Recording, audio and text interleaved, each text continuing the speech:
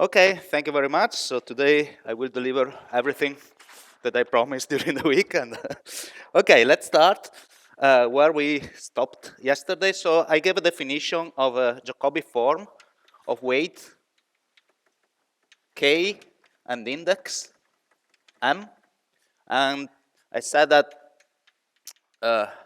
it has a Fourier expansion in q to the n, y to the l. So y is always e to the 2 pi I z, and q is the usual. And we have some coefficients that depends on this n and l. But then actually, because of the quasi-periodicity property, okay, or in the variable z, this is not just any random function of n and l, but essentially it's a function only of the combination for mn minus l square, over m is the index, okay? So this is a function, I write it as capital C of this thing, almost a function only of these things. There is a little bit still of dependence on L, but only on L mod 2m, mod twice the index, okay?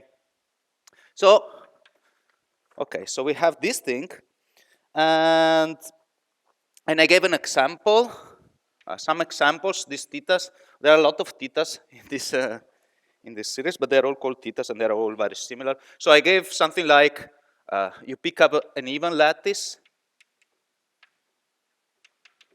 then you pick up a vector in this even lattice, and you can also pick up another vector in the dual, okay? And then you attach, actually, I don't know if I put, so this depends on all these choices as a function. It's a function of tau z, and is given by the sum over all vectors in the translate.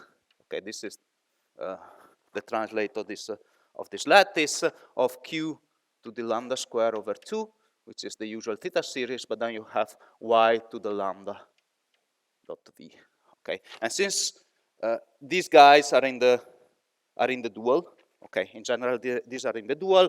The scalar product with v is an integer, so this is periodic in Z, and one can prove that this is a Jacobi form, okay, of weight d over 2, where d is the dimension of the lattice, and the index depend on v. So this is k depends on the square length of this vector, okay. And in general, it's a Jacobi form not for, okay, it's a Jacobi form for some subgroup of SL to Z, because then when you do modular transformations, you mix the various choices that you can have here, essentially. So if it is self-dual, then you have no choice, more or less, because whatever you take here, you always in the same lattice, and then it's a Jacobi form for SL to Z. Okay. So let's come back here for a moment. So because you have this expansion here, so this guy, I called it yesterday minus d. This is notation used by, for example, Chang and Duncan. I realized that the Bolkar, Murphy, and Zagier use the other sign and call it delta, which is much nicer, I would say. So I use, let me use delta, okay, because it always appears more or less positive delta, okay. So if you use this, so if you use this fact that this guy depends only on this combination and on L mod M, what you can do is, when you have the sum over L, okay, you can decompose it into a sum over, so you can do something like that. You sum over L, but then only L that are congruent to some number, R, mod 2m, and then you sum over all the R, all possible R. Okay, this in Z mod 2m Z. Okay, hope, okay. So essentially you can go from 0 up to 2m minus 1 if you want to, but okay, let me write this. So this is just breaking the sum over L in pieces, okay? But then if you break it in pieces like that, what you can do is the following thing. So you can write, you can express this n in terms of delta and L. Okay, so you reverse the relation, okay? So if you reverse the relation, you can see that the q to the n is the same thing as q to the L square plus delta over 4m, okay, right? And then you have y to the L, and then you have the coefficients, which are these guys, CL, or I can write CR, actually, because only R matters, CR of delta, okay? Okay, so, and then, of course, there is a sum over n here in principle, but instead of summing n, now you can sum over delta, okay? You sum over all possible deltas, and then you can break this sum into two pieces. You just, you fix R and you do the sum over L. So you define some functions. Let's give a name to this. Let's call them theta, for example. We call them theta m comma R of tau z. Okay, and these are just the function. So you fix R and you do the sum over L. You do this sum, q to the L square over 4m, y to the L. Okay, so you do the part that depends on L, okay? And then you define some other functions that only depend on tau. So the nice thing is that y, you know, all the dependence on y is in these functions. And then you define some other functions that get the rest of the dependence on tau, which is q to the delta over 4m times this coefficient. So you sum over delta, and you have q to the delta over 4m, and these are the coefficients. So these guys really, so you see, all the difference between the different Jacobi forms are given by these functions, okay, because the coefficients are only here inside. And these are always the same functions, but they have always they have all dependence on z here inside. So why did I call them theta? Because these are essentially these guys for one particular lattice, okay? They are exactly these guys, and they are, so this is the lattice, one-dimensional lattice, this one-dimensional lattice here. Square root of 2m z. So when you take a square, you have 2m integers. Okay, so it's an even lattice for that reason. The dual lattice is 1 over square root of 2m z. So these guys, so if you do these things, you can choose, so L is this, and then you can choose the various R. The choice of R is the choice of this guy. And then as a V, you just choose the generator of this lattice. So this is like a standard choice. So this is essentially the same as the theta of this lattice, square of 2m z, plus translated by this vector gamma. And then as a vector V, you just choose square root of 2m times 1, okay, of tau z. So this is an example of this. So this is a Jacobi theta force of half integral weight, essentially, and an index m, actually, because this vector that you chose has square length 2m, so you have 2m over 2, so it has index m, as it should be. Okay, and then you have written your Jacobi form as a sum over R of h r tau theta m r tau z. Okay. And this is called the theta decomposition of your Jacobi form. So in this way, you get all the dependence here, okay, in functions that you know. And then you just have a collection of these guys here that tell you which Jacobi form you're taking for a given index. So what modular properties do these guys have? Well, they are vector valued. I mean, they have to compensate for the modular properties of these guys. These guys are vector valued modular forms, so these guys are vector valued modular forms. So they're vector valued modular forms. So if you take a collection h1 up to h2m minus 1 of tau, this guy, okay, varying R, these are the components of a vector valued modular form of weight. The weight is k minus a half, because the theta functions have weight a half. Okay. So you can, you know, you can use the information of the Jacobi form. You can, you know, arrange it in this function of tau z, or you can arrange it in this way as you want. And then, depending on how you arrange, you have more natural definition of what is a holomorphic Jacobi form. So holomorphic Jacobi form, essentially, you look at these functions more. So you look at functions. So you want to look at how these functions behave as you go to the cusps. So when tau go to the various cusps, for example, at infinity. And if you, when you say holomorphic Jacobi forms, you look at this, at the behavior of these guys at the cusp, and then you say that, for example, it is holomorphic if CR of delta is 0 whenever delta is negative. Okay, and for all R. Okay. So this means that you don't have negative powers of Q. Okay. Or you can focus on the other Fourier decomposition in C and L, and then you have weak Jacobi forms. And in this case, you require that this C and L are 0 when n is negative.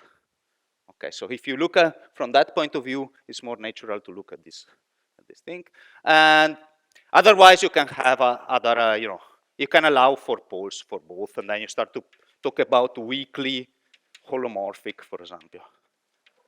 If you allow for a negative, some of these negative guys, not infinitely many, but some of the negatives, and so on and so forth. Okay.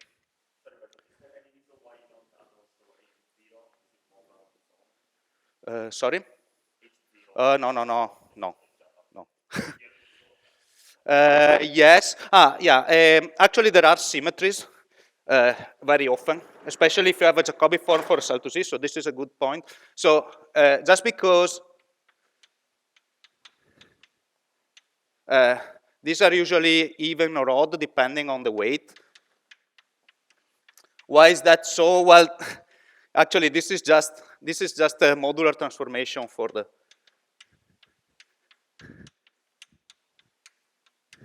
this matrix. So if it has to be modular invariant, then it has, because this acts trivially on tau, but it changes sign of Z. Okay, so it is even or odd, and this implies essentially that HR. So even this symmetry changes R with the minus R. Okay, and then this tell you that HR must be equal to -1 to the k H minus R. Essentially, if it is, so this is if it is a Jacobi form for full cell to Z. If you are subgroups, then this is not true anymore because this is not in the subgroups. Okay, but then then you have symmetries of this kind, and then if you have a HM, it should be it is 0 because mod 2m it's equal to itself, or depending on the weight. Okay, depending on the weight. Okay, good. Now the third point now is that there is a theorem similar to the one for modular forms that tell you the structure of the ring of these guys. So there are symbols usually that one uses, like for holomorphic Jacobi, the space of holomorphic Jacobi forms is usually one uses some capital J Km, okay, with K index M. Here, like Zagier and others use K tilde for the weak ones, and then there are other symbols probably for the other ones, okay, which I'm not writing. Okay, they can also be cuspidal Jacobi forms, which are better than holomorphic. It means that they have no constant, they vanish at the cusp. Not only they are bounded, but they vanish at the cusp. So there are all these combinations that there were for modular forms. So the easiest way to express the ring is in terms of the weak Jacobi forms. That's the cleanest one. But then from that, you can use modular forms to bring a weak Jacobi form to a holomorphic Jacobi form. Like you multiply by delta, or you divide by delta. Okay, the cusp form, and you can have a pole or not have a pole, etc. So you can relate the various spaces. So when you know one, then you know the other ones, essentially. Okay. So for weak Jacobi forms, you look at the ring. Okay, so you sum over all k and m of this G twiddle, km. Okay, and then the ring is generated. So you look at all k and m. So for m equals 0, index 0, this means that they are really periodic in Z and they are holomorphic. That means they are constant in Z. If they are constant in Z, what are they? They are modular forms, so weight k. Nothing else than modular forms, so weight k. And then m equals 0, you know the classification. You must have G4 and G6. Okay. Okay. So for sure you have G4 and G6 that multiply things. And then you get things that have a dependence. So, and the base is done. So you have G4, G6, and then you have a modular form of weight -2 and index 1. And the way you build it is you use Jacobi theta functions, okay, which are kind of Jacobi forms. So the only annoying thing is so let me denote with this kind of theta the Jacobi theta functions, just to distinguish them from all these other theta functions. Okay. So you take theta 1 of tau z, but then you have to take the square to eliminate the bad signs that are there, and then you have to divide by eta to the 6 to eliminate all annoying phases that pop out in modular transformations, essentially. Okay, and then what you get is a Jacobi form like this, and just the way it looks, it is y plus y to the -1 -2 plus, this is the q to the 0 term, and then you have q, etc., etc. So this is one. Another one is this. Again, you use the theta function, but then you use the other ones. You use theta I, where I is 2, 3, and 4. Okay, the Jacobi theta functions. You have the 4 Jacobi theta functions, and then you can just divide by this. So this gets 0. When you try to put z equals 0, this gets 0, so you cannot do this game here. And here you have to sum over the other 3, 2, 3, and 4, because under modular transformations, they transform into one each other. So if you sum them, you have something which is modular invariant, essentially.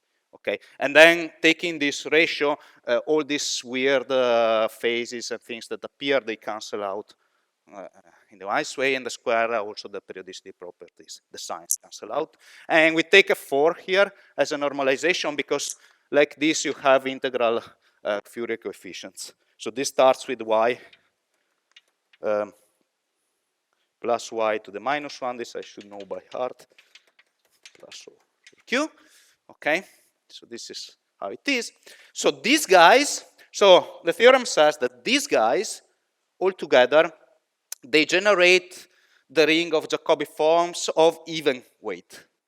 Okay, so if you have a Jacobi form of even weight, you just take polynomials in these things, and you get everything that you want. If you want odd weight, you need something a little bit more, which is another Jacobi form of weight -1, 2. And again, it will be a theta function. And this time it is, did I write it? Well, okay, so I go.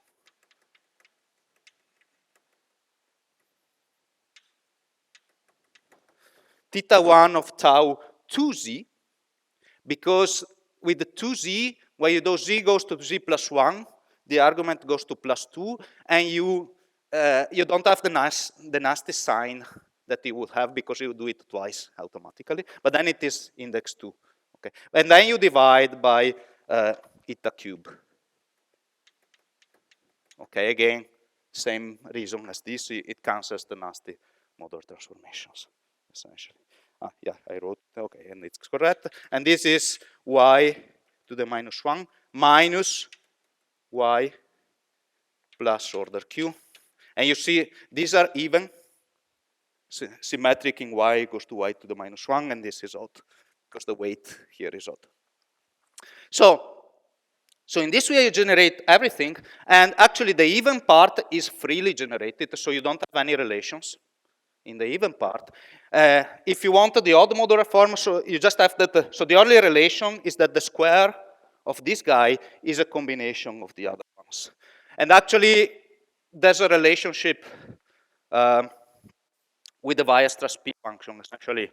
Okay, now I don't want, but essentially, how is it?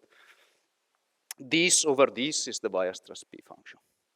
Okay, because they have the same index. They have the same index. If you divide, you get something periodic, but this something with the double pole in zero. Okay, so something doubly periodic, double pole in zero is the Weierstrass P function. Okay, and this is related to the derivative of the Weierstrass P function, essentially. And then you have a relation like derivative square is equal to a polynomial degree 3 in the Weierstrass P function with coefficients G4, G6. So that's the relation, essentially. Okay. So that means that you can do the same things as for modular forms for Jacobi forms. So the way you think, so if you have, so the way you do, you want an odd weight Jacobi form, then you multiply for this to the 1. And then this to the 1 times a even weight Jacobi form. Okay. Even weight Jacobi form, how do? You start from the index. You write all possible polynomials in these two guys that have the right index. Okay. And then each term in the polynomial you multiply by some polynomial in G4 and G6 that gives you the right modular weight that you want. Okay. And in this way, you generate everything, essentially. Okay. Great. So, and now we come back to the elliptic genus of K3. Now that we know this, we come back to the elliptic genus. Okay.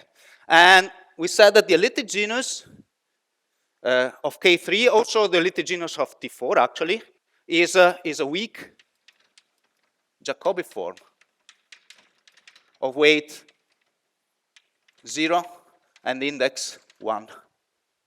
Okay? And then you use this theorem and you start to say, which Jacobi forms can I use? So index 1 means that, so weight 0, it's even weight, so that I don't care about this guy.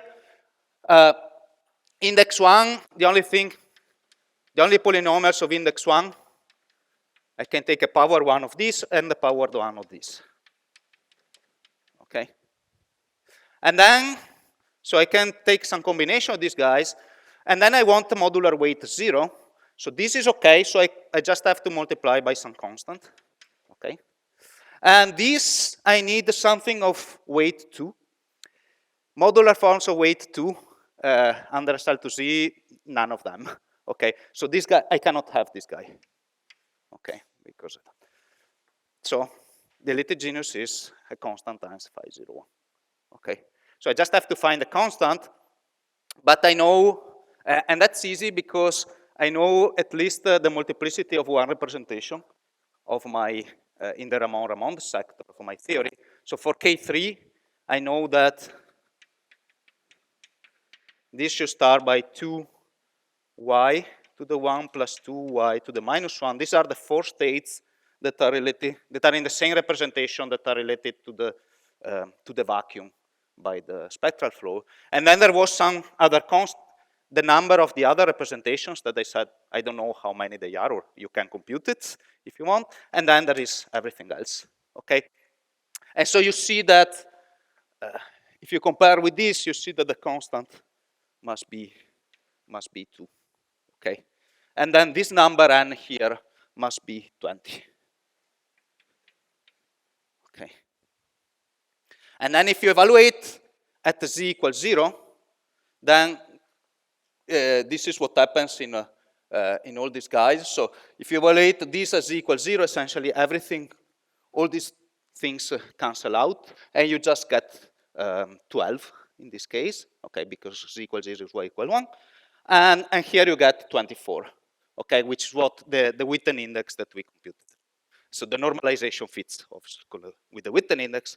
So you can do the same thing with the torus, but for the torus, you know that the Witten index is 0, which means that it must be 0 times this, which means that this is, even when you insert a z, you always get 0 for the torus. Okay, which is and this is what tells you that if if you have a holomorphic fermion, the Witten index is 0 because we said, but then also the elliptic genus is 0. Why is the elliptic genus 0? You need to have an anti-holomorphic fermion that does the cancellations. So you necessarily need another anti-holomorphic free fermion if you have a holomorphic free fermion. This tells you that you need to have both. You cannot have only one. And this comes from modularity. So the nice thing is, the only thing that we knew about our model was that we had one representation. We know that we had an n equals 4 spectral flow invariance. These were the two things that we know. And then this is just follows from uniqueness of the vacuum, okay? And then, but now we know the elliptic genus, so we know a lot of representations. You know multiplicities of a lot of representations in this theory just by modularity. Okay, so we start to know a lot about this model just using modularity. Okay, cool. So let's exploit this thing. Okay, so we can do what we can do. For example, now we know this function perfectly. Okay, that's essentially 8 times that sum of theta functions. We can expand it, etc. One thing that we can do is we expand it in characters of the n equals 4 algebra, right? Okay, we know that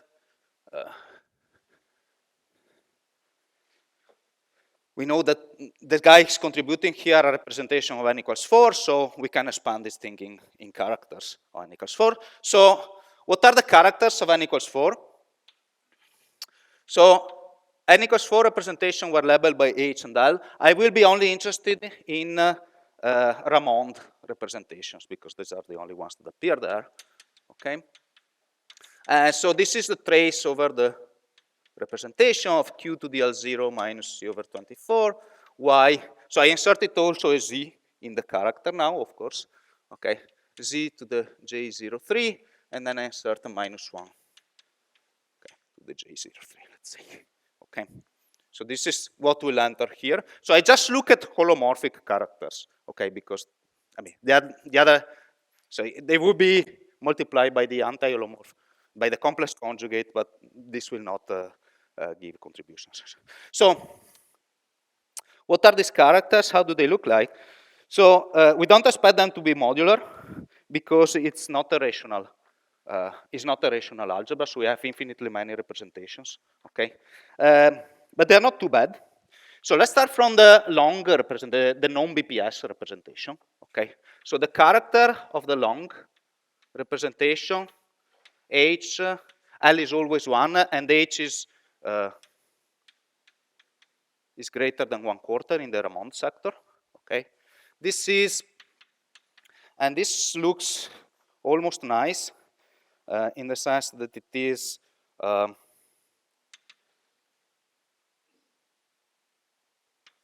essentially theta 1 tau z square divided by eta cube.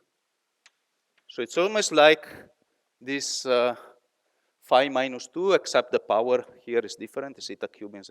But okay, it's not so nice because, well, there is a minus sign because some things here.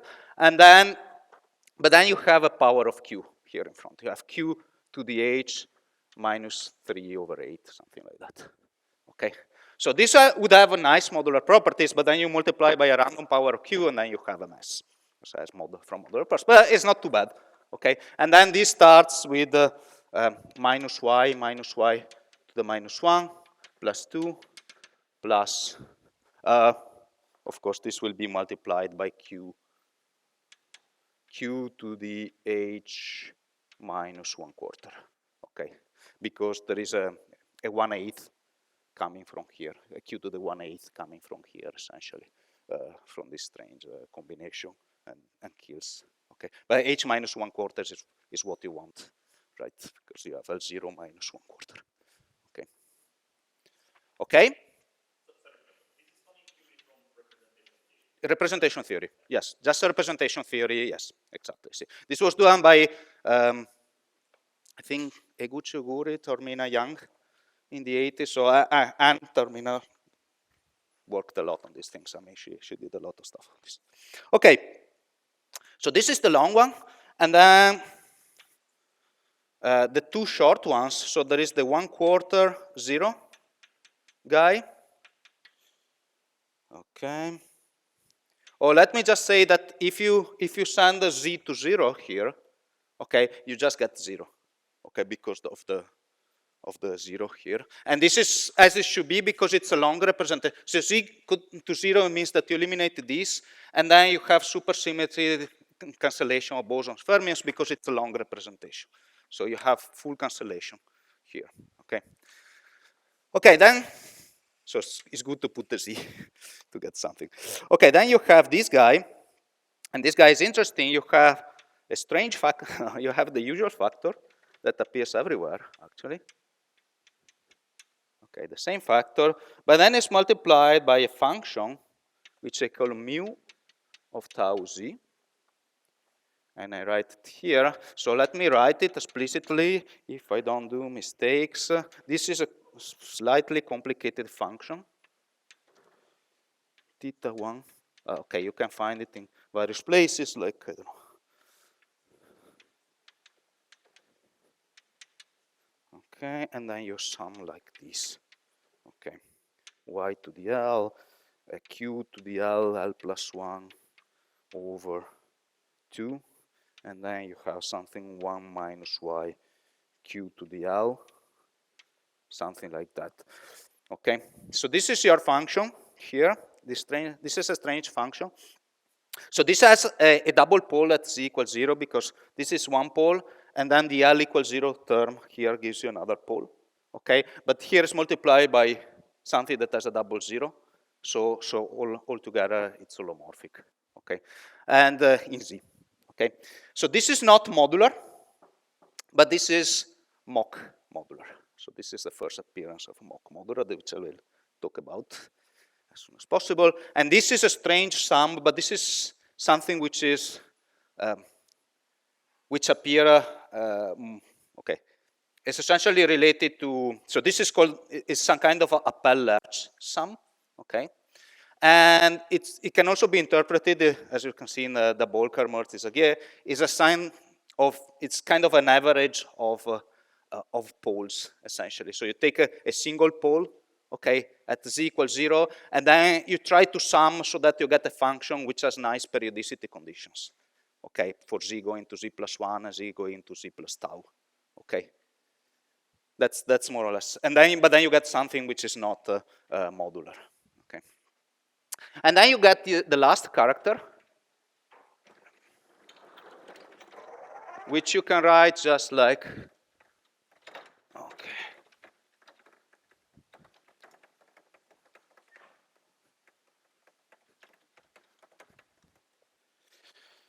We get the signs right. Yeah, it's a mock. It's essentially, yeah, a mock Jacobi form in a sense. Okay, it also has poles, but okay, I will say in a moment. It's a, yeah.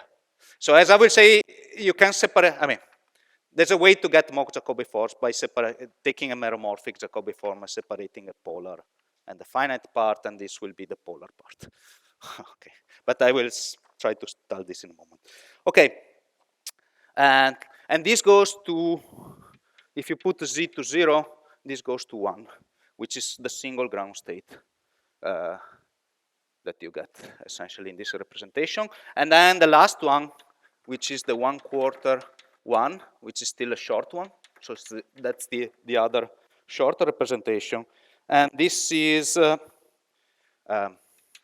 theta 1 tau z square over eta tau cube.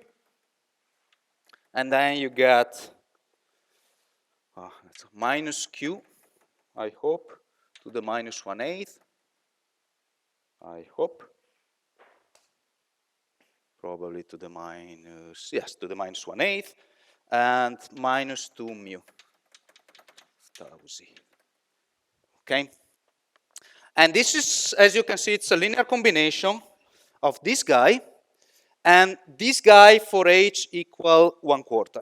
because then you get q to the minus 1/8. Okay. Why is this so? Well, because, so this exists for h greater than 1/4 as a representation, but what happens is that for h greater than 1/4, this is an irreducible representation, n equals 4. When you put a limit that goes to h equal 1/4, you still have the representation, but it's not irreducible anymore. It's a sum of short representations, and then the characters must be the sums. So that's what happens. Okay. Okay, great. So you can decompose now the elliptic genus in these characters. You know the function, you know these functions, you decompose it. Okay? So you do that, and you find the following thing. Okay.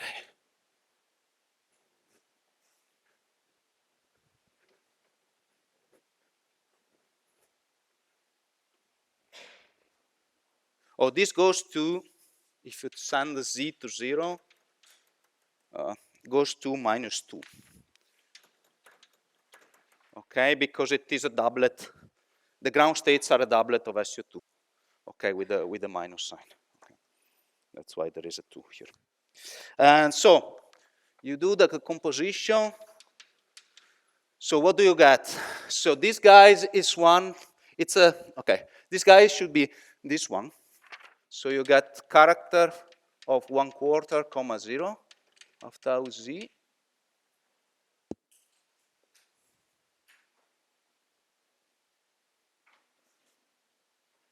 Sorry, this guy, 1/4, comma 1. Okay, yeah, otherwise it doesn't work.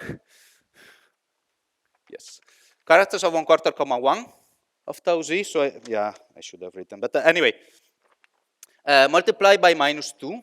What is this -2? This is essentially the anti-holomorphic, this anti-holomorphic character at z equals 0. That gives me -2. Okay, because in principle you should multiply this by the anti-holomorphic guy, and then when on the anti-holomorphic side you have something massive, you of 0 and you have all cancellations. So on the anti-holomorphic side you can have only this at z equals 0, which is a -2, or this as equals 0, which is a 1. Okay, that's what you have on the anti-holomorphic side. So this is the -2. And then you get 20 of the other guys, and they will be multiplied by 1, which is the anti-holomorphic side. And then you start to see what you get, and you write it as a series. And how do we write it? Well, we write it as sum of some. So here you have q to the h minus 3/8. So h will be 1/4 plus integers minus 3/8, and then you have theta 1 tau z square over eta tau cube. Okay, right? So this q to the h minus 1/4 must be an integer for modular transformations, for having something good for. I mean, you have integral power of q. You need to have for being invariant tau goes to tau plus 1.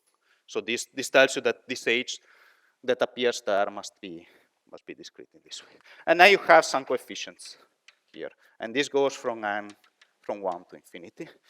Okay, so this is the general structure, and what you can compute are these coefficients here. So actually, you can also use this thing. Okay, this relation tells you that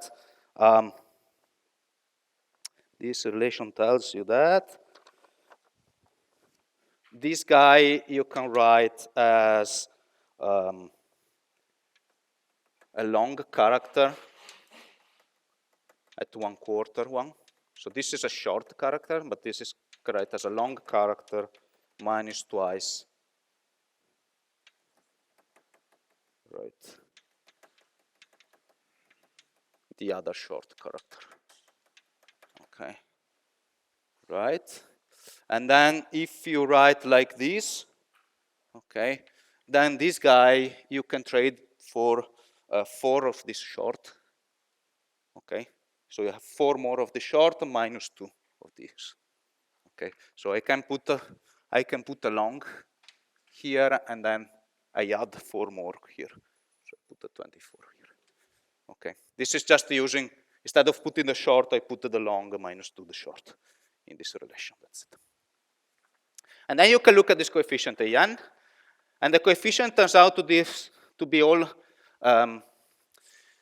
positive even integers. It's not obvious that they are positive because I'm actually counting an index, but they turn out to be positive. So if you look at them, they are like these. So you have A1, A2, A3, A4, A5, etc., which are 2 times 45, 2 times 231, 2 times 770, 2 times 2277, and then you have 2 times 5796, and it goes on like this. So I have some random even numbers, and then in 2010, and then you see what will happen. In 2010, Eguchi, Oguri, Tachikawa, wrote, these numbers were computed, not long before, and then they stared at these numbers and they said, oh, look, these are exactly dimensions of irreducible representations of a strange group, which is the Mathieu group, and 24, which you saw yesterday, probably. Okay. It's a subgroup of the group of permutations of 24 objects. So this guy is a finite group, is another one of the finite sporadic simple, much smaller than the monster. It has only 26 representations, and they are not so big. So there's a trivial one. Then there is a 23, of course, because 1 plus 23 is the permutation representation. And then there are two different representation dimension 45, which are like complex conjugate to each other, actually. And then you have 2 different representations of dimension 231, complex conjugate. Then the list continues. And then you get a 770, you get a 770 here, complex conjugate. You get probably, okay, this I will skip. And for sure you will get the other ones, right? You get a single 2277, and you get a single 5796. And this is almost the biggest one. The biggest one is this, that, okay, doesn't appear in that list, but these are 26 classes. Okay, these are the dimensions, and you see they are the same number appearing here. Okay, and then, when you look like, so this was observed by Eguchi, Oguri, and Tachikawa in 2010. So when you see these things, you are allowed to scream moonshine and try to find what's going on here, okay? And so this thing sounds much easier in a sense, because you say, on the monstrous moonshine, you just had a modular function, you had nothing else, and a group, okay? And you had to build some CFT, okay, which did symmetry, and that was a mess. Here you have a lot of CFTs because I have a whole moduli space of K3 models. I didn't say in the whole moduli space the elliptic genus is the same, of course, because it's fixed by modularity. Okay, that doesn't mean that the full spectrum is the same. If you, instead of looking at the elliptic genus, you look at the partition function, etc., it changes wildly with the moduli, but the elliptic genus stays the same. Okay. Okay, cool. We have this thing, so we can try to play the same game that was played with the monstrous moonshine. That is, you start to insert elements of M24 inside the trace, okay, that defines the elliptic genus, and you start to play with what are called the Twining genera. Okay, so you write the elliptic genus. So okay, you have. So this was for this AN.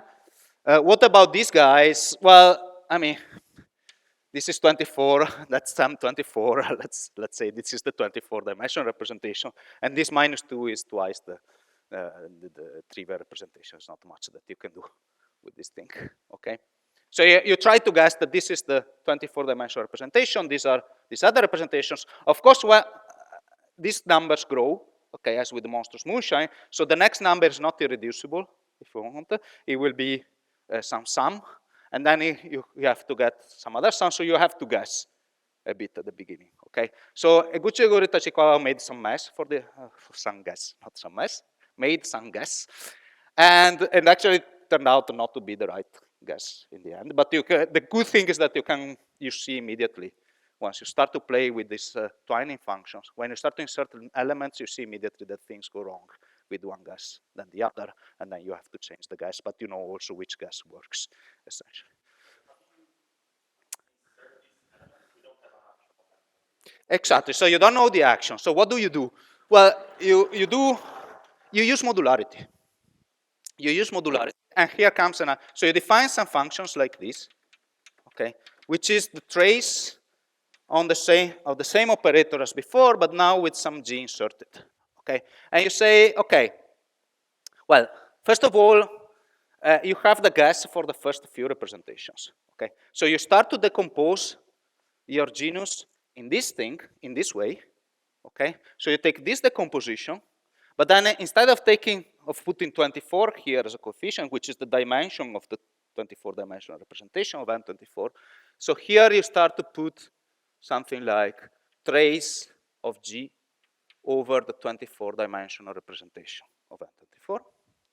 And these guys, in the elliptic genus, you can interpret these guys as dimensions of some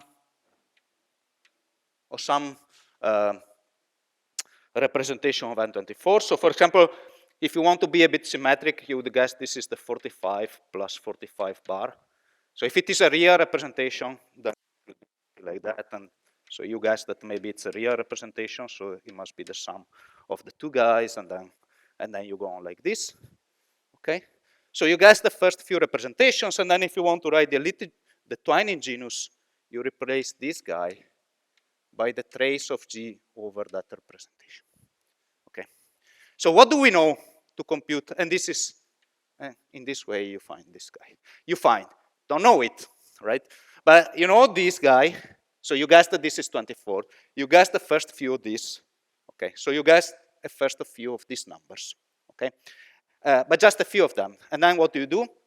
Well, you say, well, if G is of order n, then maybe you want that this is a weak Jacobi form of weight 0 index 1 for gamma 0 n. Okay, because that's what the modularity tells you, okay, for CFTs with a certain symmetry. So you impose that this is a weak Jacobi form, weight 0, so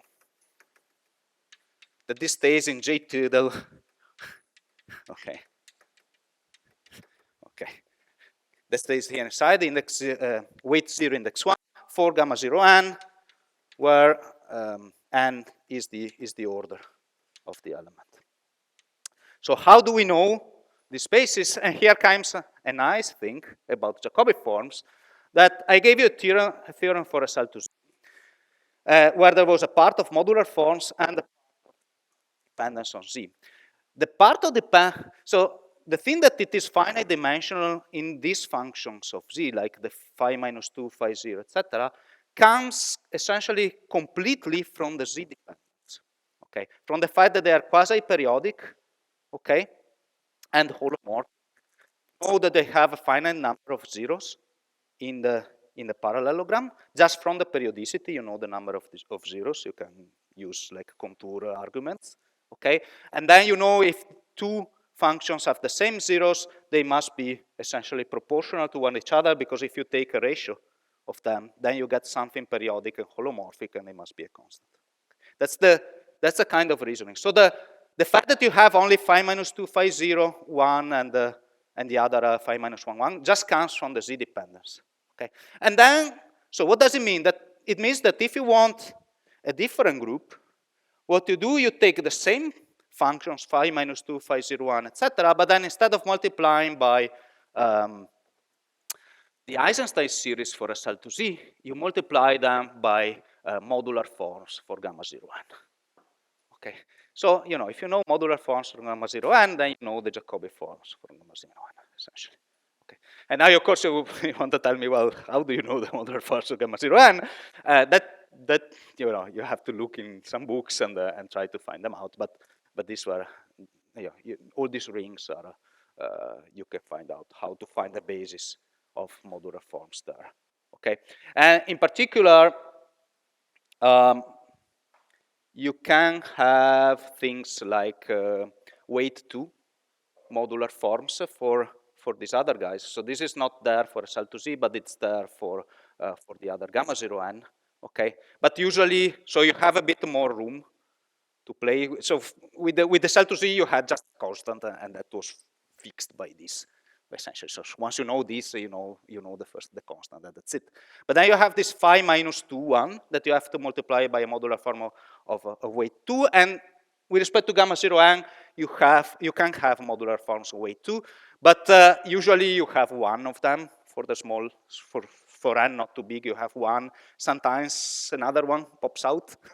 Okay, so they're very small spaces, and then if you know 3, 4 coefficients here, you have more than enough to fix them.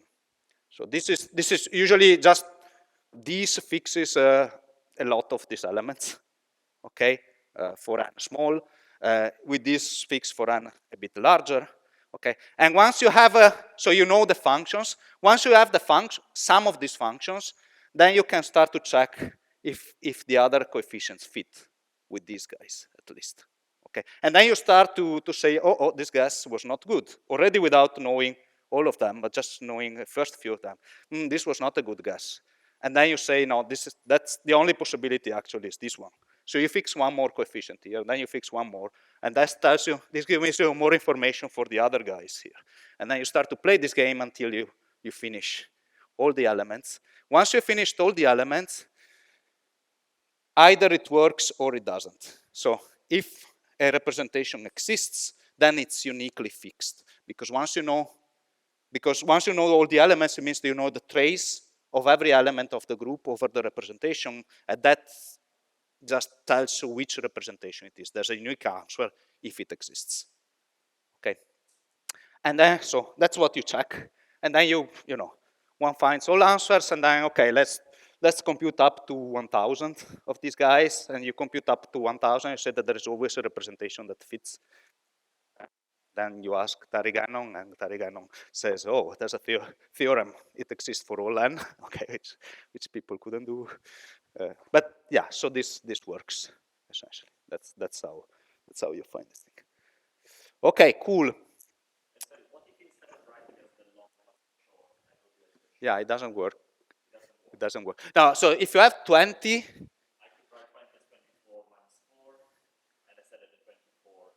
yeah, that's the same thing. That's the same thing. So the 24 minus 4, then you have 4 the identity, and that you get the same. You can write it as you want. I mean, this is essentially writing as 24 minus 4. I just put the minus 4 here inside. So this is the identity representation. How many times it appears? Then yeah. Okay. You could say, oh, maybe it's 20 times the identity representation. That's the only other possibility because 20, that doesn't work. That doesn't work. So that's it. You have to do it like this. Okay, cool. So you have this thing. So this is Mathieu Moonshine. Okay, essentially. And now you think, okay, what time is it? That's what you think. Now, what you think is that, okay, well, cool, but what does this tell me? I mean, I have an 80-dimensional space of series, so this tells me that there is some of these theories that has symmetry group N24, okay? Will I be able to find it? Maybe not, because it may be some strange, point in the modular space where I have no control on what's going on, but there must be a space like that. So I think the cool thing about Moonshine is, it's not like Moonshine maybe in itself that you might be, I mean, it's cool, but you might be not, but the cool thing is that, okay, you start to work and try to discover new things while explaining Moonshine, and then you discover this thing, discover this other thing, and then there's a bunch of other stuff that you discover while trying to solve Moonshine. Okay, and then maybe you don't solve Moonshine. Okay, but you have discovered a lot of cool things. So one thing that you can do is, okay, one question, why on earth started to look at the Mathieu group N24?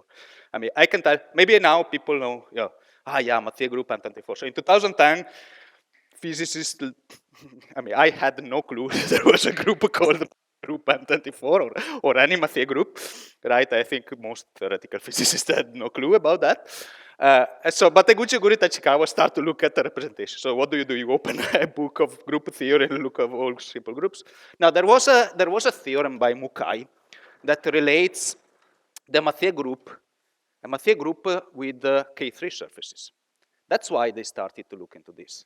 And what the theorem tells us is that, so it's a theorem in algebraic geometry.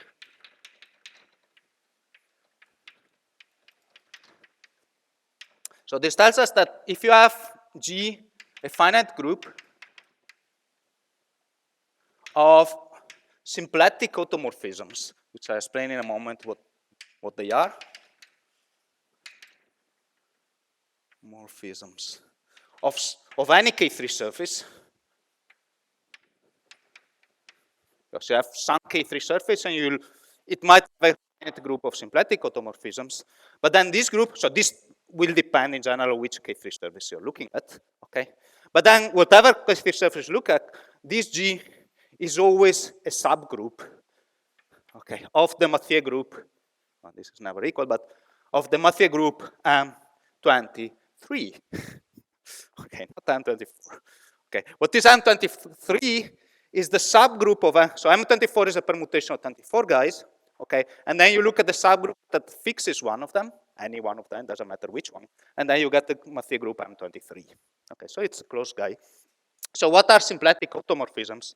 So Mukai looks at K3 surfaces as like complex surfaces, okay, and then you can look at, automorphisms is essentially bi-holomorphic mappings into themselves, okay?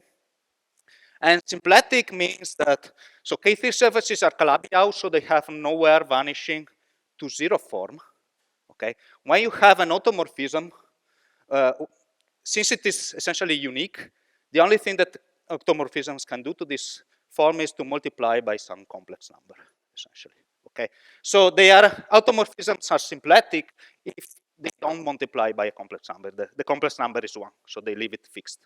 These are symplectic automorphisms. Okay. But then you say, okay, if I translate this to conformal to string theory, what does it tell me? So let's say that I have one of these K3 surfaces. I do a sigma model on this K3 surface. So what happens is that, so in K3, we are interested in having a metric and B field. So the metric, you probably want to be a Keller metric with respect to the complex structure here. So there is some conditions that come from the complex structure. Is the Keller metric invariant? Well, if you choose a Keller metric randomly, probably not.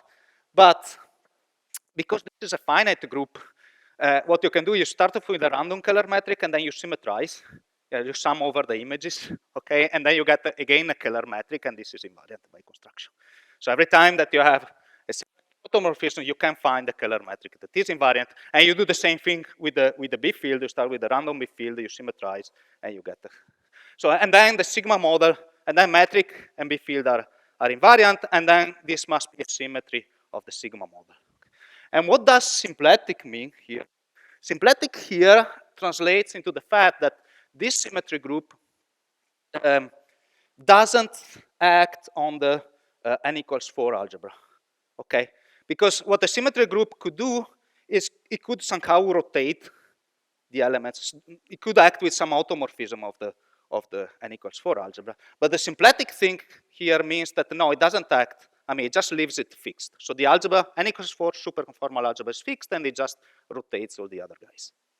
Okay. So this is cool. So these are group of symmetries. And if you have some group of symmetries like this, then you get this symmetry of CFT, and you get the twine in general. You have Moonshine for this group here.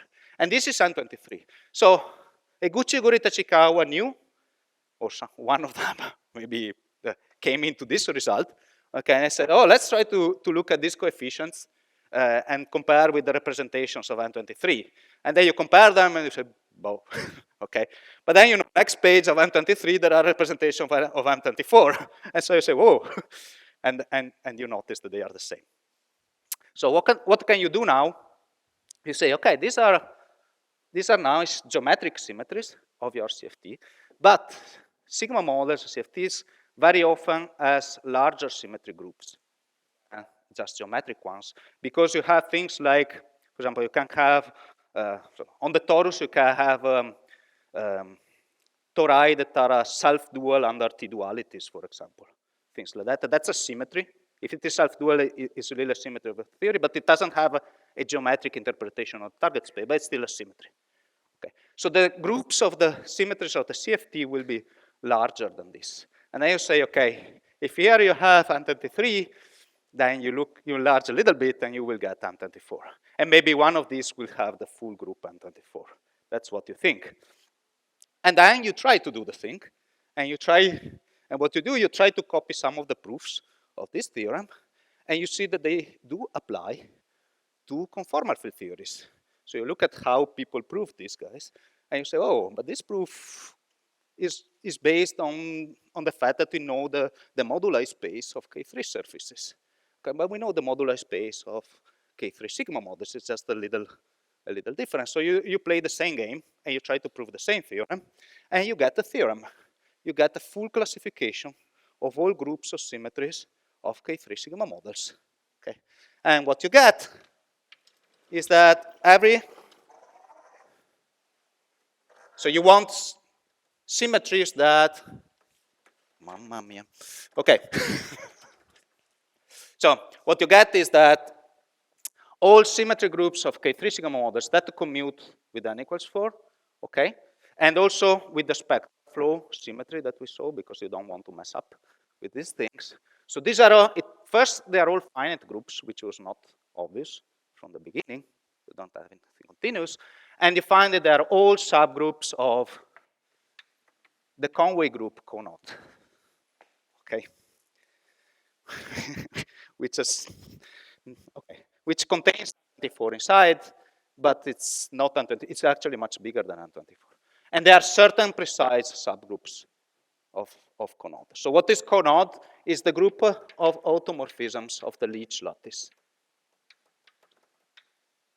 Okay, it's the symmetries of the Leech lattice. And the groups that appear here, so you can look at how groups act on the Leech lattice, and the groups that appear here are the ones that fix a sublattice of dimension at least 4 or bigger. So you choose some sublattice of dimension at least 4, and you say, oh, what is the group that fixes it? And that is always a group of symmetries of some K3 sigma model, and all groups of symmetries of some K3 sigma models are these groups. And you can tell where in the moduli space that model will have that group, even if you don't know anything else about that model, just that the group of symmetries is that one. But the conclusion actually is that all these groups, none of them contains M24. You get up to M20, M21. None of them contains M24. You have a lot of missing things. So Mathieu Moonshine is not explained in this way. How is it explained? No one knows. you can't, yeah, we don't know how it works. I mean, it's just a thing. So one idea, for example, by especially pushed by Antar Mena and Catherine Wendland, is to do like a symmetry surfing thing. So you say, okay, these are all different theories, but they have the same elliptic genus. So you can think maybe there is an underlying vector space that is somehow common to all theories. Okay, and then you have the various groups that act at different points in the modular space, and then somehow there's a way to connect all these groups in such a way that you have a unique action on this vector space, and then maybe you get M24. So if you do this naively, you will never get M24 because you go outside. You probably group. Okay, you certainly go outside of M24 if you do this naive. If you do this more carefully, then you have more chances, because the point is, how on earth do you define this common vector space? So there are some ideas of taking a certain large volume limit and looking at some topologically twisted version K3 models, and that, and then this kills some of these symmetries, and that might have some chances. So this is one of the ideas, but then people were trying to look not at some conformal field theory, but string compactification, etc., etc. And or the other thing that you can do is saying, well, maybe actually Mathieu Moonshine has nothing to do Has nothing to do with, I go straight, sorry, no break. Has nothing to do with K3 surfaces, maybe, okay? And maybe it's just this function here that is at some other meaning, okay? And there is M24 there. So then you can start to rearrange a bit this function, this elliptic genus, okay? So if you rearrange the elliptic genus, so you can rewrite it.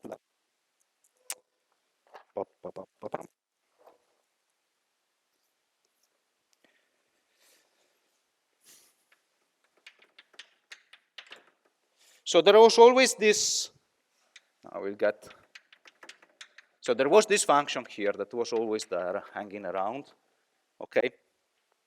And then you have a 24, and then this multiplies, so maybe with a minus sign. This must be. And then you have the 24 mu of tau z. So this times this gives you the first character, this character, okay? And then you have this character gives you, it's a minus 2 q to the minus 1/8, then this thing, that's a long. And then you have the sum of an q to the n minus 1/8. So I just collected this thing here. And then you say, okay, I call this function here, I call h of tau, okay? So I just stripped out this thing, okay? And this is just a function of tau. And I start to ask, so what kind of, the point is that all the nice thing is inside of this function because I have all the coefficients here. And then I can, I can define the hg of tau just by summing. Okay. No, I can define them like this. Okay. And I ask, okay, but what kind of function is this? So this is not modular because this is not modular. Okay. But what it is, it's a mock modular form. That's a mock modular form. So what is a mock modular form? So you can start to think that maybe Moonshine is for mock modular, for these mock modular forms, not for the elliptic genus of K3. That's what you can start to think. And then, so what is a mock modular form? So a mock modular form is something like that. You take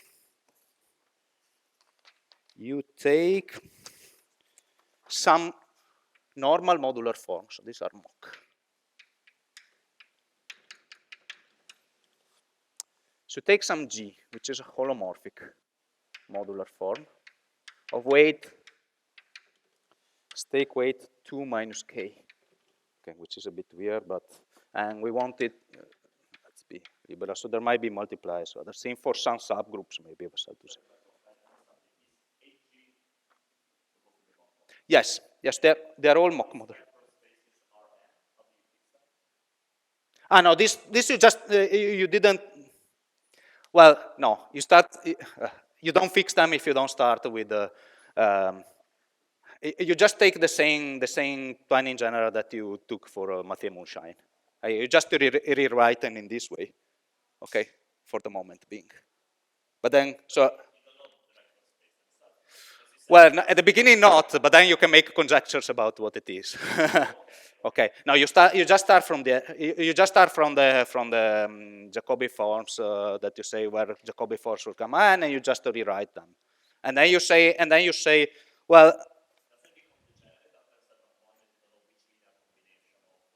No, I mean, these guys, these guys you fix the way that I told you. These guys you fix. Once you fix these guys, then this is just a rewriting essentially. You just extract the thing that is maybe interesting, and you start to ask why is there anything special that fixes them? Okay, that's the point. Okay, yeah, that's exactly the point. Yeah, because maybe there is some other reason in that argument that is exactly single out these functions and not other functions. So maybe that you can use that argument to explain Moonshine. That's the point. But you start from here because you don't know where to start from. Okay.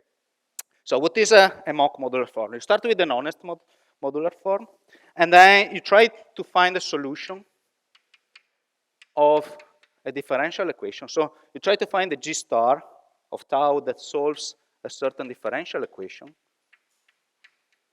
Okay, d in d tau bar. So this will not be holomorphic. Okay, but then this you want to be essentially the complex conjugate of G up to some useless factors. Okay, so you have G and you want to find the solution of this. And so if you write, so it's G as a Fourier expansion, as it should. Okay, Bn Qn.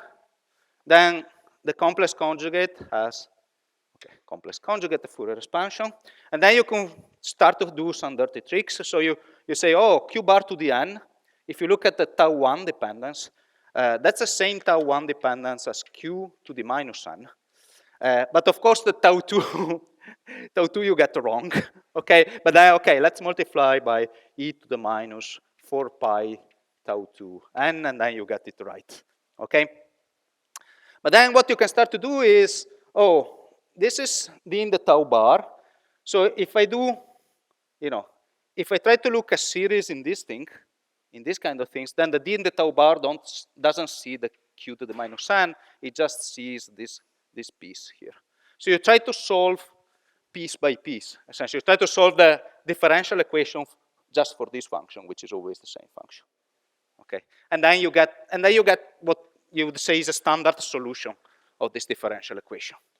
Okay, so a standard solution is something like, and you call it G star. So that's a standard solution, and it looks like this.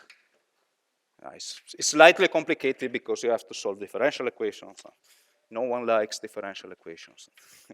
Okay, so it's a b bar to the n, q to the minus n, and then you have the solution of each thing, which looks like n to the k minus 1 times a gamma, an incomplete gamma function of u1 minus k 4 pi n tau 2. Okay, where gamma of 1 minus k comma x is the integral from x to infinity of t to the minus k e to the minus t in the t. Okay. And it's essentially a solution of differential equation, that kind for these kind of functions on the right. So you write a solution like that. So this doesn't quite work with the n equals 0 piece. So the n equals 0 piece get if there is. So sometimes you might not want it, but if there is, then you have to do something different. But that's very easy, actually. So it's quite obvious. So you get something like that. Okay, and yeah, and this doesn't work for k equals 1. But for k equals 1, you get a log of this thing, I think. So you have a solution like that. Of course, it's not unique. That's the point. Because, of course, you can add any holomorphic function to G star, you get another solution, right? Okay. But it's kind of standard solution. It's really built starting from G of tau. And then the thing you can ask is it modular under SL2Z? Because this is modular, okay? Now, this will probably be a non-holomorphic. If it is modular, it's a non-holomorphic modular form. So you might have a holomorphic weight and anti-holomorphic weight. So you have two weights. And then if you compute a bit the weights, this has weight 0, 2 minus k. And then this factor here gives you a minus k, because the tau 2 has the minus 1. And then the tau bar, kind of morally speaking, gives you a 0, 2. Okay, roughly speaking. And so if you want to match the weights, you see that this G star should have weight k, 0. So that things sum up nicely, right? Okay. Unfortunately, this is not modular. Okay, it's not. Yes. If the constant term is 0, you can write exactly. If the constant term is 0, then you can rewrite as an Eichler integral, which is another way to integrate this differential. So it's an integral of this differential equation, essentially. Okay, it's a way to integrate a differential equation. But that doesn't work if it works for cusp forms. Exactly. So this is often find. So that's an Eichler integral. And okay.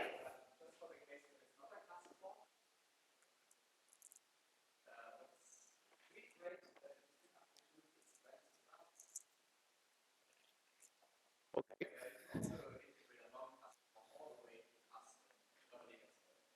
Okay. Okay. Okay. Okay. That's cool. Okay. This I didn't know. So, thanks. See? Yeah. Ah, okay, okay, okay. Okay, okay, okay. Okay. Okay, okay. Okay, so the okay, maybe it's not this is not everyone's way of seeing this, but you can say, okay, is there a holomorphic function in tau that you can add to G star? Okay, so that to correct, so it's still a solution, this differential equation, but then it can kind of correct modularity in a sense. And these guys are what we call mock modular forms in a sense. Okay, with the shadow G. Okay, modular form is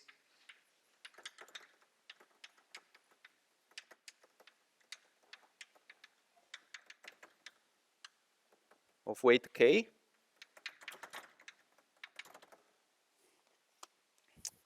is a function h, okay, which is the first in a, okay, it always comes in pair, okay, it's the first in a pair of functions. So it always comes in pairs with this other function g, okay, and it's such that it is holomorphic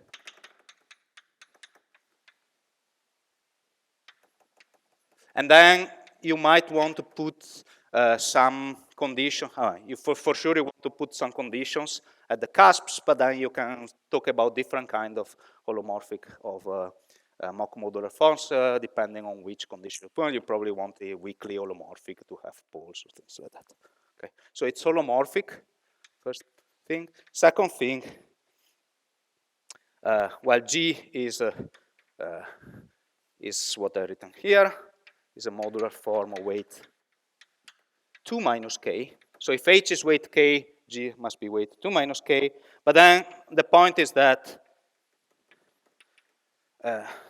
this h is not modular, but it is completed to a modular form if you add this g star, which is the canonical solution to this differential equation. Okay, so this thing, which is the completion,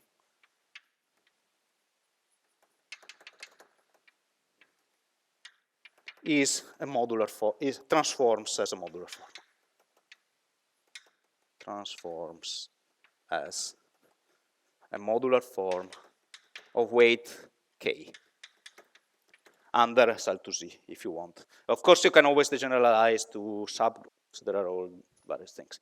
The point, though, is that it's not holomorphic.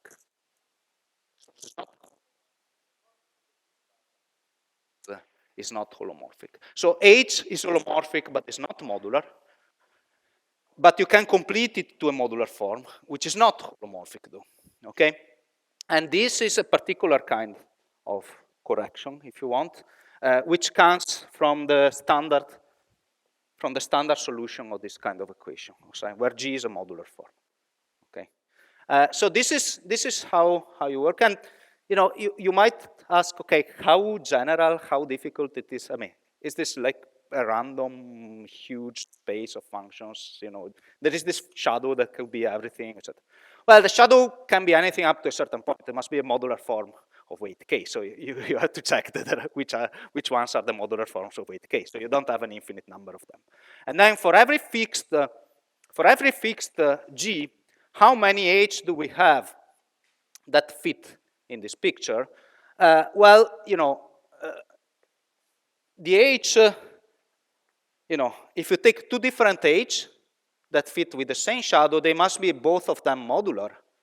I mean, the two completions must be modular, but then if you take the difference of the two completions, then the G star goes away. So the difference of the completions is a holomorphic modular form of weight K. So the only ambiguity that you have is that you can add a holomorphic modular form of weight K. And this is a finite space. And so in a sense, they are as restricted as modular forms. In the sense that you have to choose a modular form, G, and you have to choose, and then you have a H, which is determined up to modular forms. So that's restricted, okay? But then you have a new bunch of functions that pop out in many places.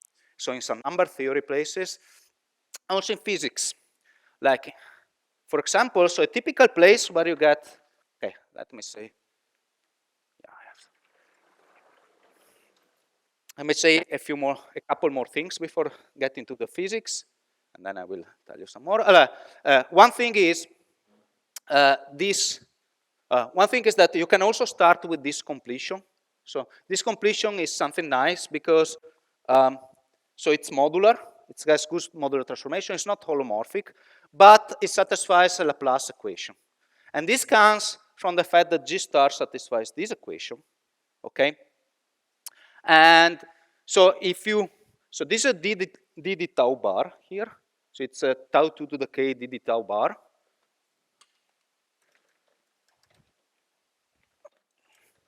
So that's, okay.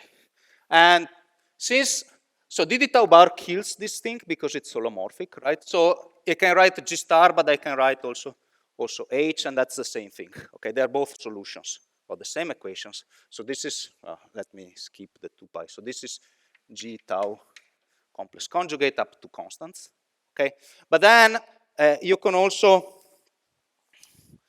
but this is anti-holomorphic. So if you act with dd tau, okay, on this thing, then you get dd tau here, and then you get 0, okay?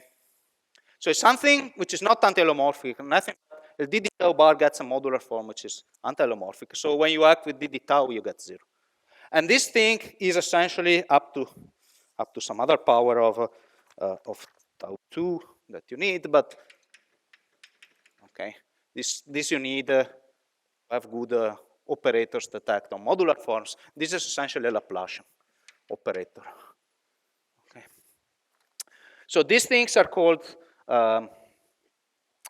mass forms, harmonic mass forms, okay, because they satisfy a Laplace equation. And so they are, so you can also say that the Mach modular form is somehow the holomorphic part of a harmonic mass form, okay? And of course you have to tell me how you extract the holomorphic part of the harmonic mass form, but that's the game, okay? And you can also do Mach Jacobi forms. And to do Mach Jacobi forms, that's very easy because we know that every Jacobi form, so if you have a usual weak holomorph, the standard Jacobi forms, you know that they have a theta decomposition. So you have a Jacobi form of index M, and you get the theta decomposition of this form, okay? And so how would you define the Mach Jacobi form? Well, you probably want the same elliptic properties on Z, okay? But then you want some strange modular properties under a cell to Z transformation. But then the elliptic properties essentially tells you that you should have a theta decomposition like that. So you should have a similar theta decomposition also for your Mach Jacobi forms. So the only thing that changes is that you don't require these guys to be vector valued modular forms, but you require them to be vector valued Mach modular forms. And in this way, Mach Jacobi forms. Okay. So Mach Jacobi forms, you can write in theta decompositions like that, the same as you had before, but just with HR of tau, Mach Jacobi forms, Mach vector valued Mach Jacobi modular forms. That means that you have a if you want, a vector of shadows, okay? You don't have just a single shadow, but you have a vector of shadows. Okay, like this. Okay, and then you have the same. You have, and this must be such, and it must be such that if you take HR given by the vector HR plus this HR star, this is vector sum, then this guy is something that transforms as an ordinary vector valid Jacobi modular form. So that's a similar thing. So how do you get in mathematics? So a nice way, one nice way to get mock Jacobi forms is looking at meromorphic standard Jacobi forms that are of weight 1 actually, because otherwise you get you get something a bit more general if you go away weight 1. But yeah, okay, I will not finish, but I will. Okay, I want to say, yeah. So if you take a weight 1 and any index m, Jacobi form, but then so you actually don't found okay, but then you don't require, so you relax one condition, you don't require to be holomorphic in Z, but you allow poles. Okay, so it's meromorphic in Z. Okay, meromorphic, and let's allow simple poles. With simple poles, of course there will be infinitely many because it's periodic, but on any period, on any parallelogram, you have some number of simple poles. Okay. Then what the Bolkar, Murthy, and Zagier showed is that you can split this thing into two parts: a part that has all the poles, okay, and the part that has no poles, and it's holomorphic. Okay. So there's a polar part and a finite part. And that's a kind of canonical way to split them, okay? Especially, so this uses a bit the theta decomposition in a sense, okay? You want to find to split this HR into a finite and a polar part in a sense. So the thing is, the polar part you cannot write in this way because the Z dependence has poles, okay? But somehow you can extract a finite part so that will enter with the theta functions, okay? So the finite part will be written in this way, okay, for some HR. But then, of course, the poles must be here inside. So this will be holomorphic, but then the poles will be here inside. And there is a canonical way to write the polar part. And what you do is you take each pole and just look at the residue of the pole, nothing more. And then you somehow symmetrize in such a way to get something periodic with the nice elliptic properties. So you sum over all images, okay? And then you get something which has nice elliptic properties, and then you call it the polar part, okay? And then you subtract this part, and what is left is the finite part. Actually, there's a nice way to extract the finite part from there directly by doing a certain integral, in a sense that it's an integral that would extract, if you had no poles, would extract these guys. You know the Z dependence. It's an integral Z, so you can extract the coefficients of the Z dependence that way. So you can also extract this there. Okay, so this is polar, but this is nicely holomorphic, so you're happy. It's also elliptic, good. But is it modular? It's not modular. Okay, it's not modular. And what is it? It's a mock modular.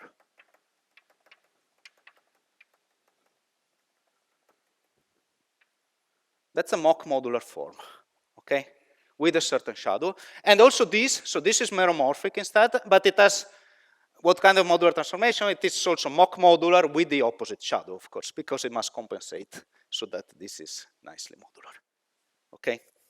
So this has a standard form, so when you know the poles you know, and then you know what is the shadow of the standard form.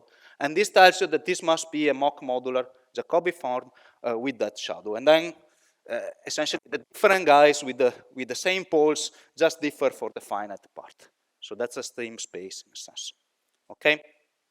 So for example, you can do something like that. So we had this nice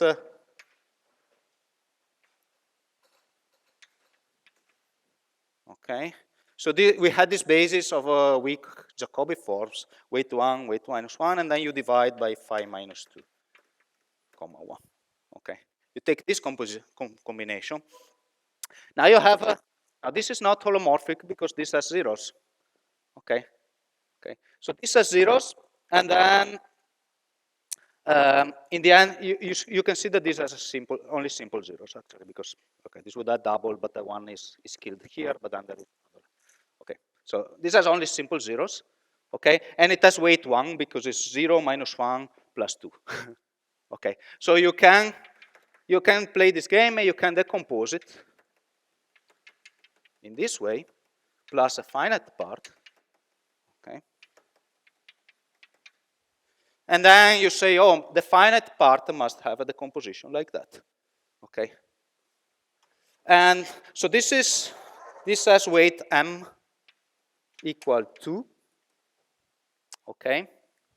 M equal 2 means that you have R could be you go to M, which is 4, so it's 0, 1, 2, 3, or 0, minus 1, etc. But then you have a symmetry in Z going to minus Z, and the symmetry, since the weight is odd, you have antisymmetry. It's odd, okay. So this is odd. This tells you that you have the 0 and the 2 part must be 0, and the 1 and the minus 1 part, if you want, must be opposite. Okay, so at the end you only have one function here.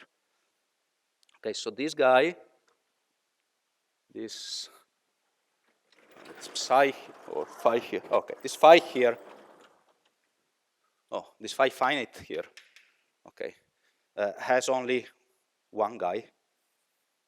Let's call it H, big H of tau, and then it multiplies m2, 1 minus m2, minus 1 of tau. Okay, that's a nice example, for example. Okay. So, and if you take this combination here, so you see, so this means that this must be a mock. So this is a single one in the end. So there must be a mock modular form by itself under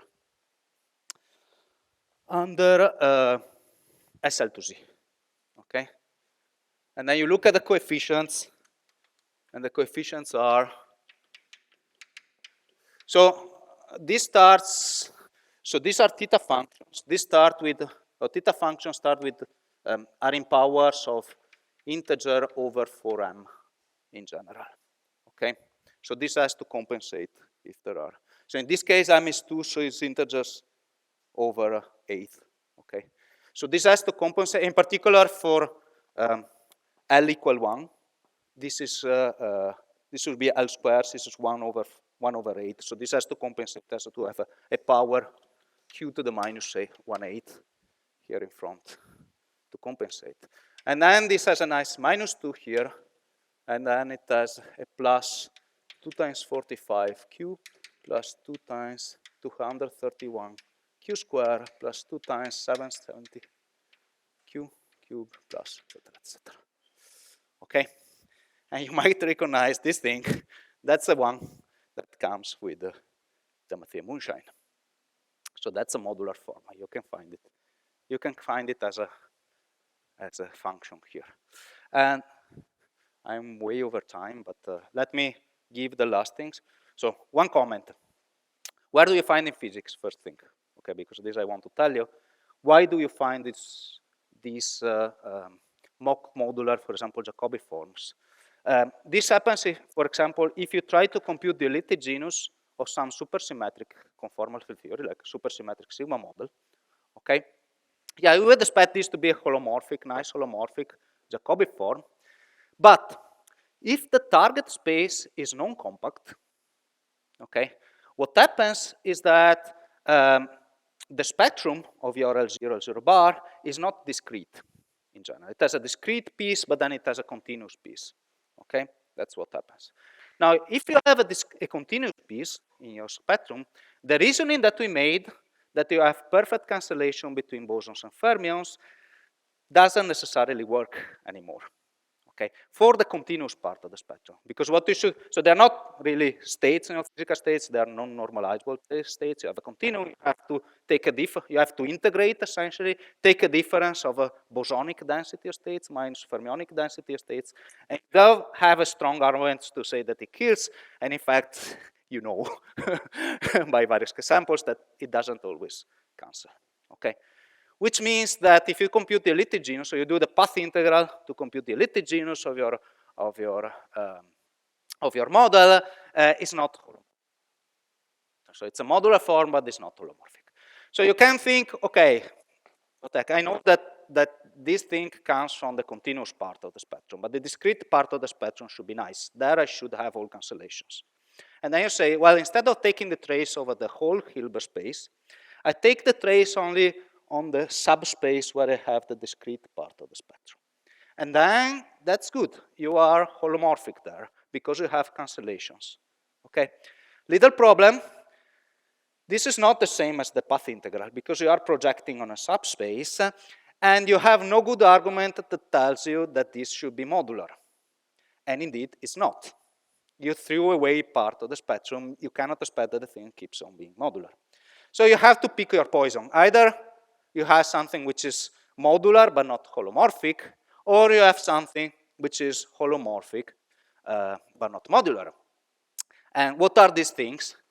These are the mock Jacobi form and a completion in many cases. For example, there's a particular geometry which is called the cigar geometry where this has been computed and you find the mock. So when you have elliptic general non-compact spaces where you have a continuum spectrum, then you can get mock modular forms. And then you want a theory of mock modular forms or mock Jacobi forms that tell you how many of them there are. So how many of them there are? So this is a very, very, very nice mock Jacobi form. Why? So you might say, okay, this is not a holomorphic mock Jacobi form because the corresponding H has a pole at infinity. Okay, so you might wonder, okay, do I have a holomorphic mock Jacobi form, weight 1, index 2, as this is? And the answer is no, there are none. Okay, bad luck.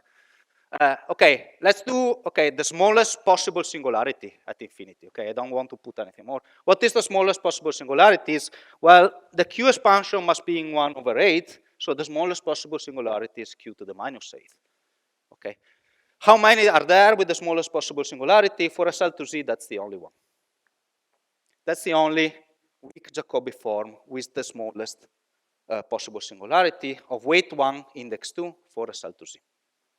And then you start to say, okay, let's see if there are, so you call these guys optimal weak mock Jacobi forms because they have the smallest possible singularity at infinity. Okay, and you start to say how many, what if instead of a cell to Z, I take gamma 0 n, and I look for optimal guys. And you find that they not always exist. Actually, they're very rare. They're very rare. And then you find that many of them are the Hg of tau. Actually, that's a way to single out the Hg of tau. They are the mock, the optimal mock, the ones with the slowest possible singularity. Okay? As always, you always look at weight 1, index 2. Okay? It's just to change the groups. Okay? And maybe some kind of symmetries. So this is one way to get these guys. Okay, this might be a Moonshine, guys. And then you can start to say, okay, so this thing works for weight 1. Okay, any index. Okay, so you can start to say, okay, well, this is index m equals 2. What if I try to take an index m equals 3?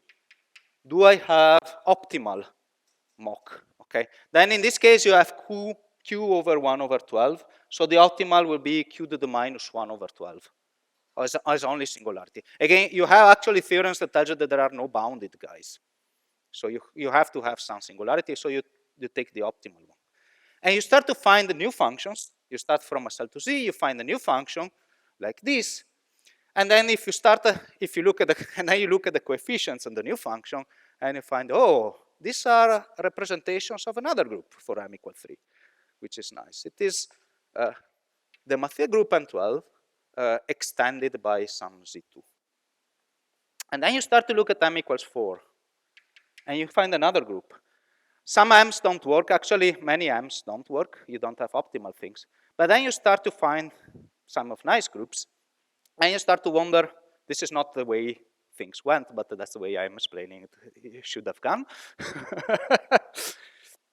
And you start to put together all these groups that you're finding. So these are the biggest ones. Then you start to find the very small things. Okay. Oh, here you have actually many of these guys, because only in this case you have some symmetries that tells you that you have only one R, then you have many R's. So, but each one of them has these properties. Okay. And what do you find? So where did we see this guy? This guy we saw when we were talking about Niemeyer lattices. This guy we saw, I told you about the automorphism of one of these vertex operator algebras based on Niemeyer lattice, which is the n a1 to the 24 Niemeyer lattice. And indeed, this is related to the group of automorphisms of this lattice. So if you take all symmetries of this lattice, what you get some symmetries which are generated by root reflections. It's a Weil group of A1 to the 24. So this you always get. Once you have a root lattice, you have all reflections with respect to the hyperplane perpendicular to the roots. Now and these reflections generate what is known as the Weil group. This depends only on the root lattice. Okay, but then that's not all that you have very often. Okay, so if you divide out by this Weil group, what you get is M24. Okay. When you do the vertex operator algebra thing based on this guy becomes a subgroup of SU2 to the 24, because the Weil group is inside the Lie group. There's always something inside the Lie group. So if you quotient, so that's the same thing. Instead of taking lattice, you take the vertex operator algebra and you divide by the Lie group, you get the same thing. And then you say, okay, there is another Niemeyer lattice, which is A2 to the 12. Okay. By the way, this is SU2, and this is SU3. So this is m equals 2, then m equals 3, we try this one, right? Okay, that's a Coxeter number of SU2 if you want, and that's a Coxeter number of SU3 if you want to be fancy. And then this gives this. And then you play the same game with all 23 Niemeyer lattices, okay? And you notice, I don't know, if you have E8 cube, you probably have an S3 that just permutes the E8, okay?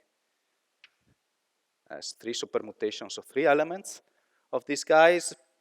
This has Coxeter number 30.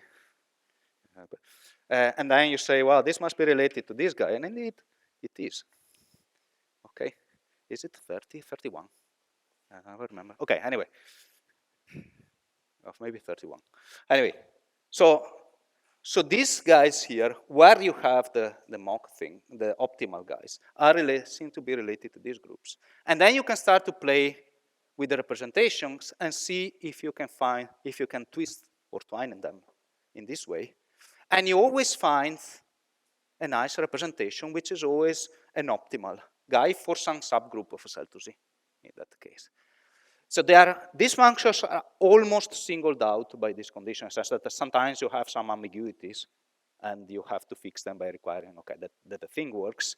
But it does work, it seems to work, everything. Why does it work? No one knows. So this is Umbral Moonshine by Chang, Duncan, and Harvey. So maybe Mathieu Moonshine. So is this related to Mathieu Moonshine? Yes, of course. Is this related to K3 surfaces? Maybe. There's an article of Chang and Harrison where they do a different decomposition of the Elite genus of K3, which sees each one is related to these guys, okay? And each decomposition gives this kind of forms. So maybe there is some relationship with the K3 surfaces, maybe not. Niemeyer lattices, you don't know. Where are these Niemeyer lattices could come from? Well, it's, type 2 on K3, there is nothing, but one can remember, for example, that type 2 on K3 is dual to heterotic on T4. Heterotic on T4, you start to have lattices. So instead of doing heterotic on T4, you compactify some more directions. So you just do like K3 cos T3 is heterotic on T7 or something like that.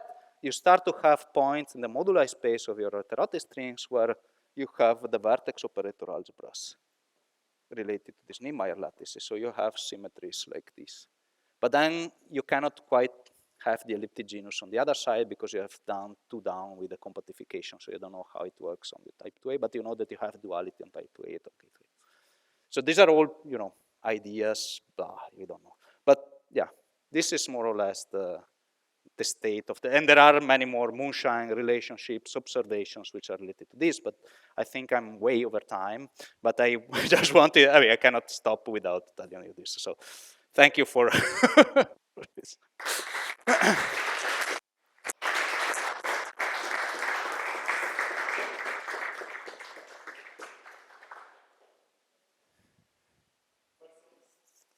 A lot.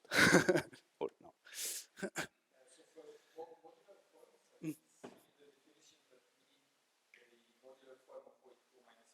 Mm-hmm. A shadow. Yeah. Yes. Yeah, yeah. Well, you can do things like allow for singularities at infinity, for example.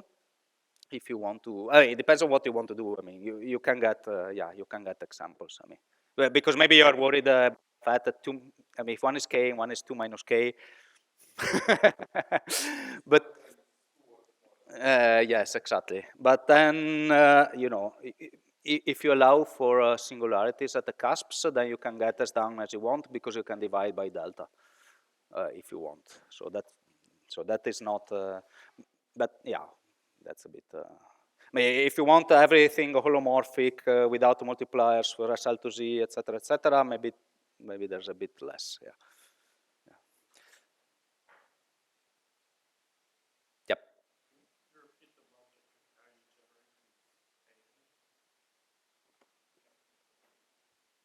Yep. These coefficients here. So, okay, now, so you can start from here actually, and then you can start to ask. Say I want a mock Jacobi form of weight 1 and index 2. Okay, that you start from mock Jacobi form weight 1 and index 2 with as holomorphic as possible as at the cusps. Okay, that's what you start. So you start a mock Jacobi form. So let's call them J. Is it this? Oh, okay. Okay.